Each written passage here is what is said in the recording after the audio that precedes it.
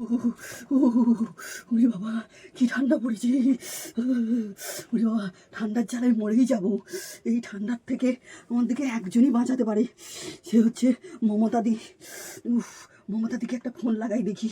উহ, উম, উম,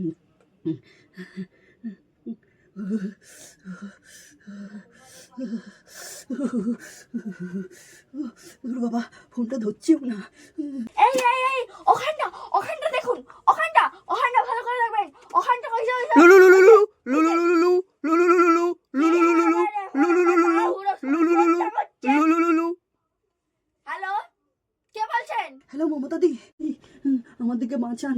আপনি একটু শীত মামাকে আর সুজি মামার সাথে মিটিং করে বলুন না, যেন শীতটা একটু কমায় আর সূর্যি মামা রোদটা যেন দেয়। ও আমরা যে মরে যাব এত ঠান্ডাতে, আপনি ছাড়া আমাদের কেউ বাঁচাতে পারবে না। এই থামুন তো আপনি। এই সেদিনেই তো সূর্যি মামা শীত মামাকে দেখে মিটিংটা করলাম। সূর্যি মামা তাই জন্যই তো সূর্যি মামা রোদ দিয়েছে আর শীত মামা একটু শীতটা কমিয়েছে। মমতাদি আরেকবার মিটিং করুন না শীত মামার সাথে। শীত মামাকে আমাদের দেশ ছেড়ে চলেই যেতে বলুন, চলে যেতে বলুন না।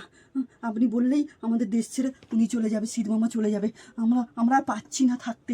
এই থামুন তো আপনি, থামুন। আমার এখন ফাইল চুরি হয়ে গেছে, ফাইল খুঁজতে আমি এখন ব্যস্ত আছি। এখন সূর্যি মামা কখন সূর্য রোদ দিচ্ছে, শীত কখন শীত দিচ্ছে সেই নিয়ে আমি পড়েছি। এতে যতই যাও ততই চাই, পোষায় আর না। রাখো ফোন। মমতাদিকে দিয়ে আর হবে না। মমতাদির ফাইল চুরি হয়ে গেছে, সেই নিয়েই ব্যস্ত। আমার মনে হয় মোদিজিকে বোধহয় ফোন করতে হবে এবার।